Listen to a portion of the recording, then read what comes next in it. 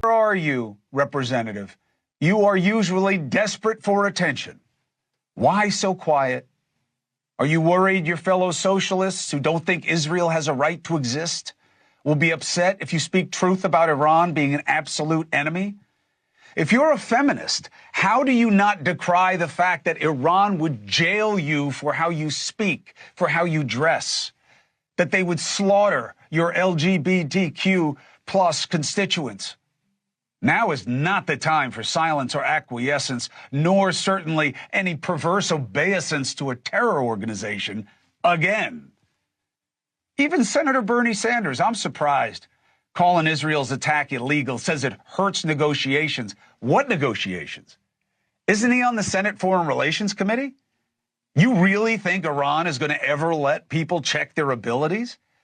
They are, I know, you know, the senator knows this, but he's not living it with his politics.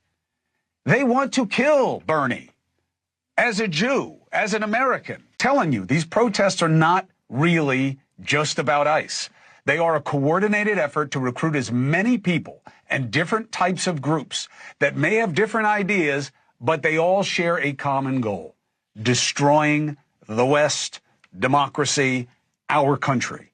This is the fundamentalist threat playing out.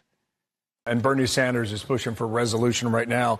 He writes this. He says Netanyahu's reckless and illegal attacks violate international law and risk igniting a regional war. Congress must make it clear that the United States will not be dragged into Netanyahu's war of choice. And we have talked, we can put the quote on screen here. We've talked about the B-2 bombers. That does not mean boots on the ground. But just that line about reckless and illegal attacks, what do you think about that? And do you consider yourself far from the Democratic norm in your party?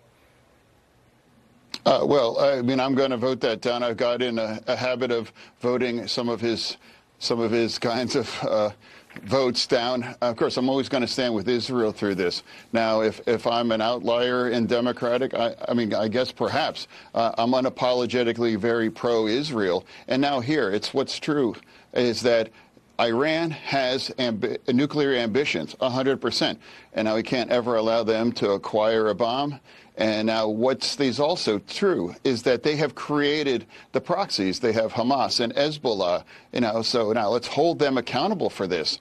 And again, we absolutely magnificent what Israel has done since Saturday when this launched as well. Done with such precision and lethality, and we want to support that. Now, I think we absolutely got to follow them into this and take out the nuclear facilities, because it might not even a true path for real peace in the region. Now, because now taking out Iran at this point, that's necessary if you ever have a chance to have any real peace in the Middle East.